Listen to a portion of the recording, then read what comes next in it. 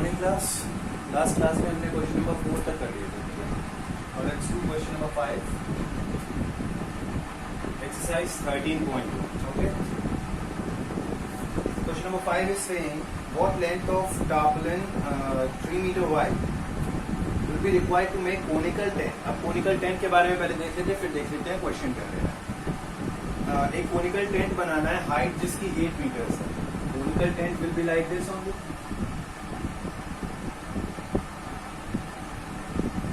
और इसकी जो हाइट दे रखी है that has been given to you 8 meters. But first of all आपको एक चीज ध्यान रखनी है कि हाइट दे रखी है या स्लांट हाइट दे रखी है, ठीक है। In the question it is given height, so height that is vertical height, this one will be how much 8 metres. ये जो लेंथ है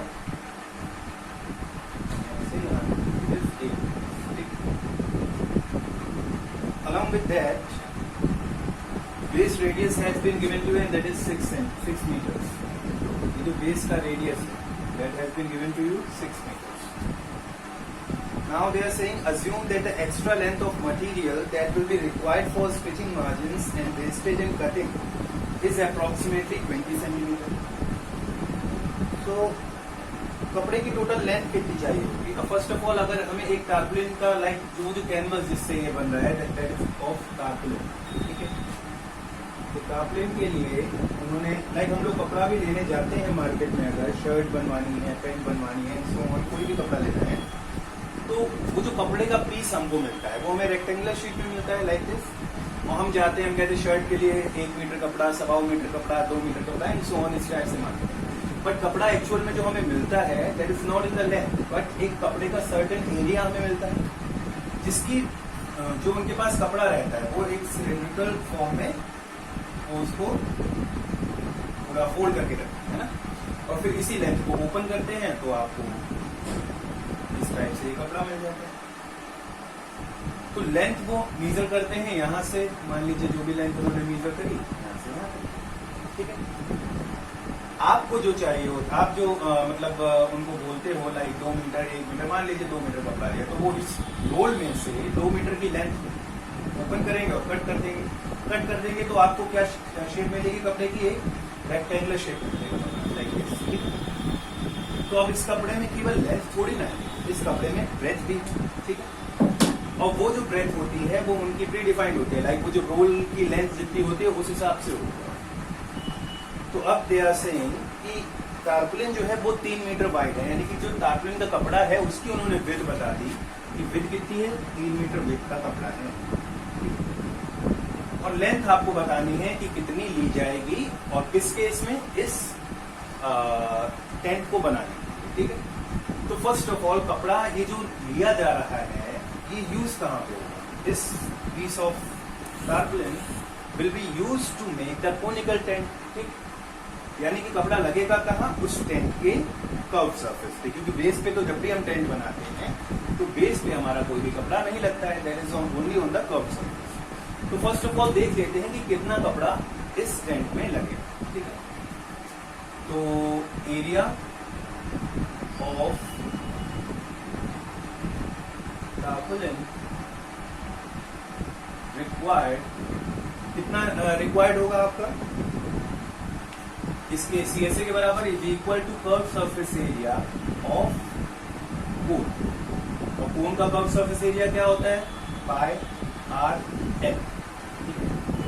इस क्वेश्चन में what had been given to you had been given h that was 8 meters, r that was 6 meters and जब आप CSA निकालने के लिए जाओगे तो आपको पाई की वैल्यू चाहिए जो कि आपको पता है that is 22/7 into r, that is radius. Radius is how much?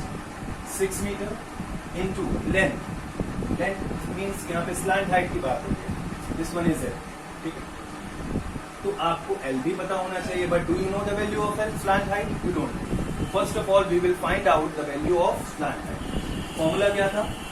L square is equal to h square plus r square. Values put करते हैं, h is 8 square plus 6 square, that is 64 plus 36 and it gets equal to what? 100. So L square here gets equal to what? 100, and L gets equal to under root 100, that is equal to 10. L की value हमारे पास क्या निकल आई? 10. Now put the value of L in this certain question. तो कितना हो जाएगा हमारे पास? कितना मीटर स्क्वायर? 10 मीटर्स निकला है स्लैंट हाइट. तो फर्स्ट ऑफ ऑल क्वेश्चन में आप इस यहाँ से बिगनिंग करेंगे, then after that you will write this one. Okay, तो पाई है आपके पास, आर है आपके पास, एल है. अच्छा, पाई के लिए ये कह रहे हैं कि 3.14.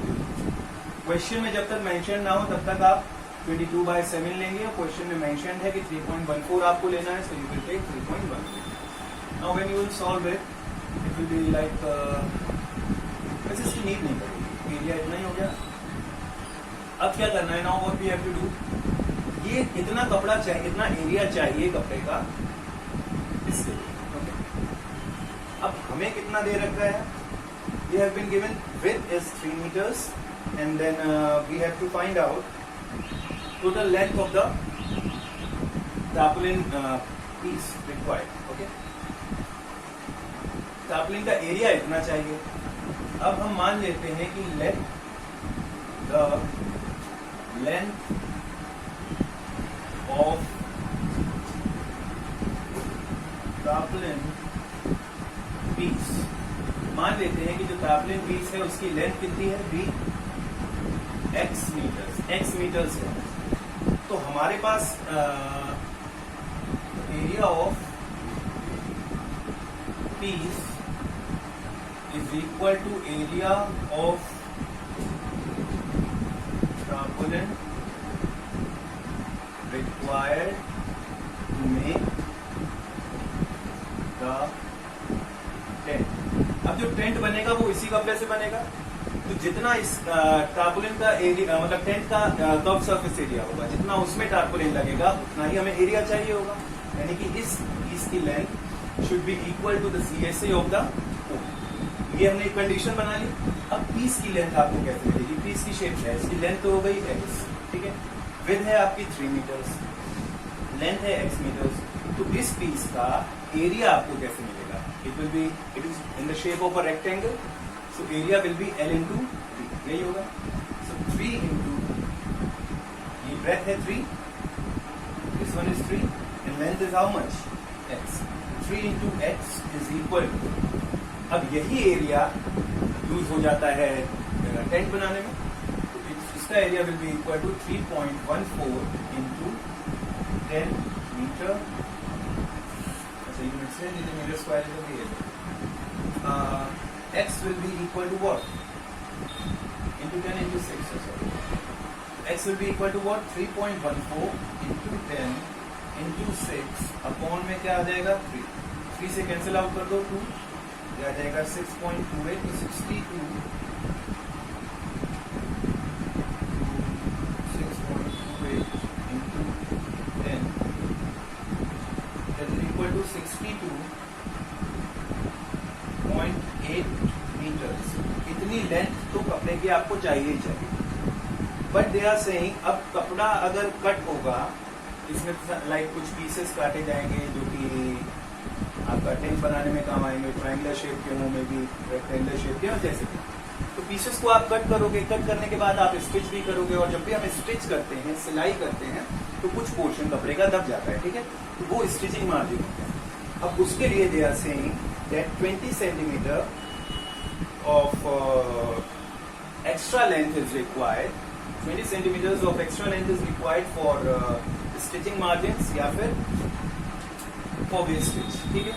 तो अब इतनी लेंथ तो हमें चाहिए, मतलब चाहिए जो पीस है, लेकिन हमें एक्स्ट्रा कितने चाहिए? 20 centimetre.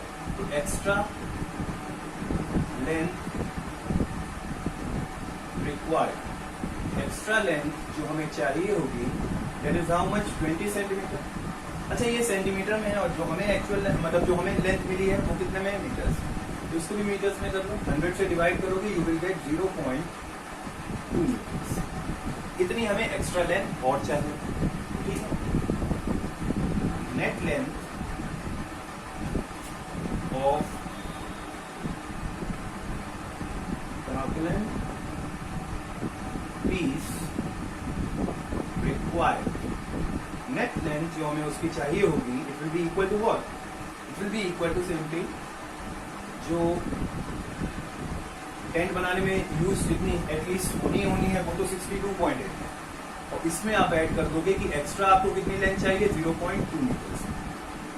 Overall it will be 63 meters will be the net length of the tarpaulin required for making this certain tent, including the margin and the wastage. Fine. So I hope it is clear to you. Now let's move on to question number 6. We are done with question number 5. Let's see question number 6. What's it saying? The slant height and base diameter of a conical tomb. Again, we are talking about a conical tomb. It is the conical tomb, and you have been given the slant height and the base diameter. Okay, slant height that is this one. It is 25 meters. Okay, and diameter of the base, like this one, is 14 meters. 14 meters.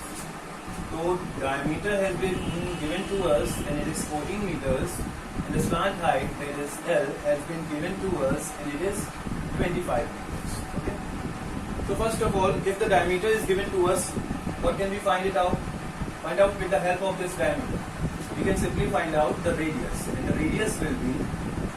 How do we get the radius? We simply divide the diameter by 2. So 14 upon 2, it will be 7 centimeters. Meters, sorry, not centimeter. 7 meters will be the radius from the diameter. We get radius, and along with that, we have been given slant height. Now they are asking, find the cost of whitewashing its curved surface area at the rate of 210 per 100 meters square. Rate of whitewashing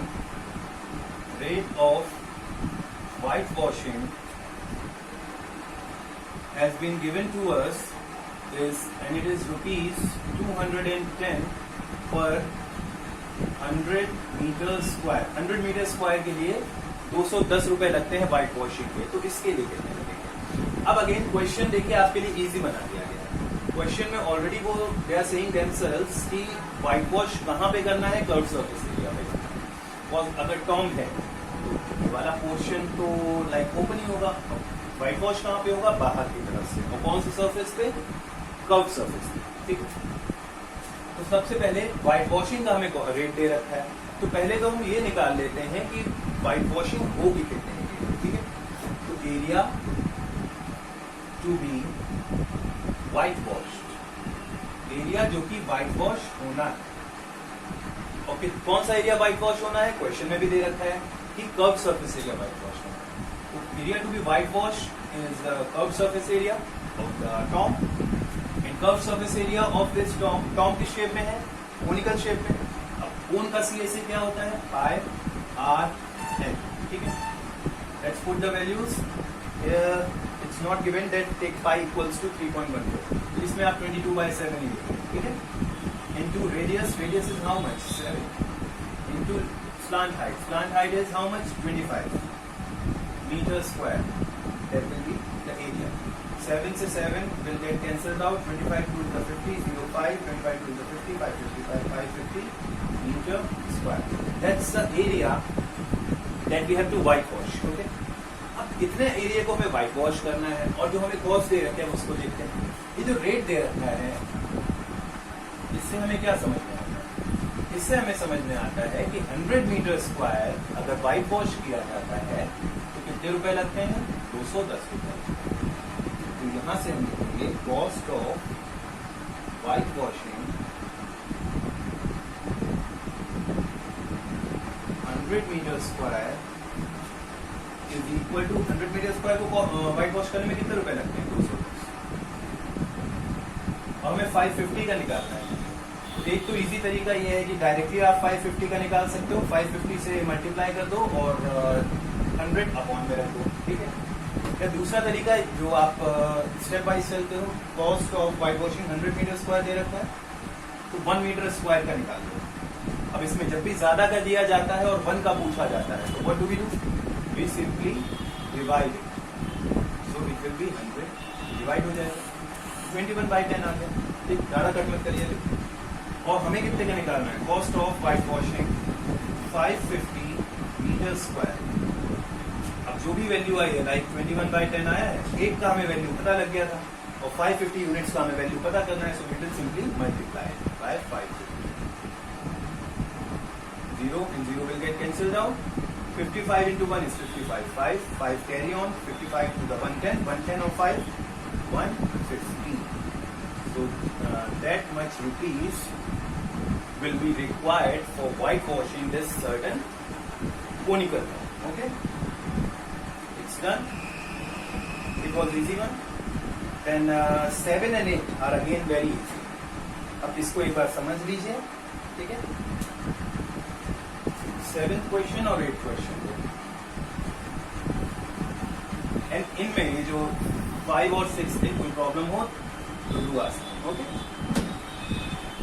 in the question number 7 they are asking you that there is a joker's cap in the form of a right circular cone. अब joker की एक cap है, cap joker की कैसे होती है, हम लोग यूजली बर्थडे कैप जो यूज करते हैं, that is also a kind of joker cap, ऐसी होती है।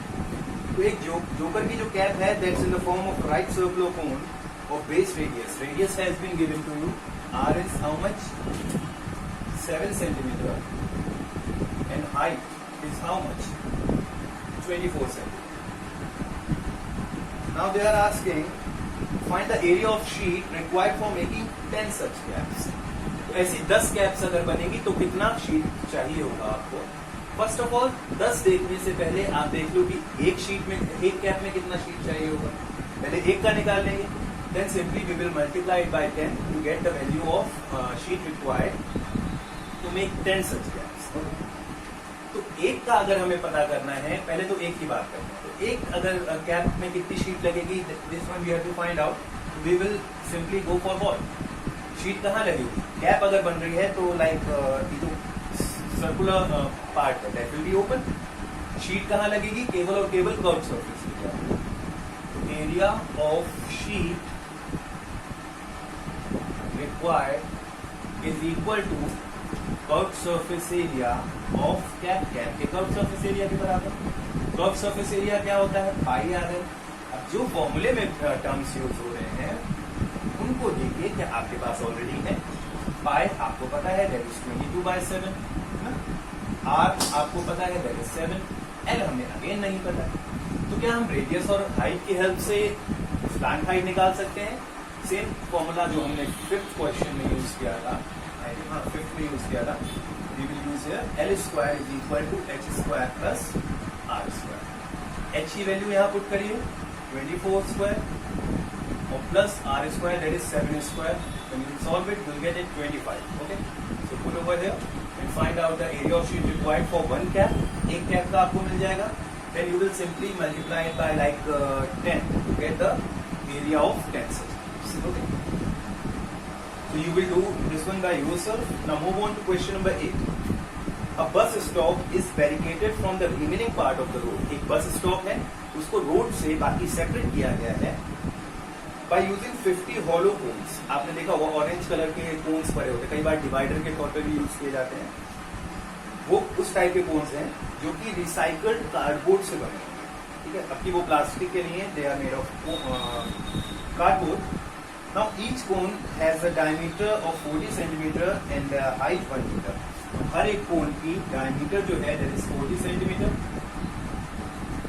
Diameter is 40 centimeter and height is how much, 1 meter. okay, so if the outer side of each cone is to be painted, अब outer side को paint करना है, outer side कौन सी side होगी, curve surface, ठीक है। अगर आपको उसे पेंट करना है तो कॉस्ट ऑफ पेंटिंग बताइए, सॉरी कॉस्ट ऑफ पेंटिंग दे रखी है ₹12 per meter square. Total cost of painting क्या होगी, तो सबसे पहले हम निकालेंगे पेंटिंग होनी कहाँ पे है, कर्व सरफेस एरिया पे। तो first of all we will find out the curve surface area. और अच्छा हाँ, यहाँ पे 40 सेंटीमीटर है ना, ये मीटर में है, ये सेंटीमीटर में, तो make it in centimetre,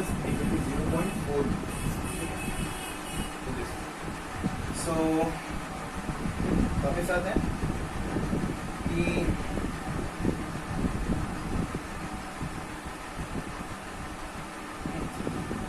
paint होना है ना, सो कर्व सरफेस एरिया पे होगा। पहले आप एक का कर्व सरफेस एरिया निकालो, ठीक। एक का कर्व सरफेस एरिया आप निकालोगे, आपके पास h है, आपके पास r निकल आएगा। r विल बी व्हाट, ये डायमीटर है 0.4, तो रेडियस विल बी 0.2, ठीक है। तो इसको आप सॉल्व करोगे तो you will get the curve surface area of 1। उसको 12 से मल्टीप्लाई करोगे तो आपको एक कोन पे पेंट करने का टोटल कॉस्ट पता लग जाएगा। बट हमें कोन्स टोटल कितने गिवन थे, 50, तो सिंपली उस टोटल कॉस्ट को 50 से मल्टीप्लाई कर दीजिए, you will get the cost of painting all the 50 cones that are used in barricading, okay. तो in this way exercise 13.3 has been completed. इसको ट्राई करिएगा, if there comes any problem then you can ask me for sure. अभी के लिए इतना ही। 13.3 है, sorry 13.2 नहीं है, it's 13.3। So first of all, complete it. Then in the next class we will go for next exercise. Okay.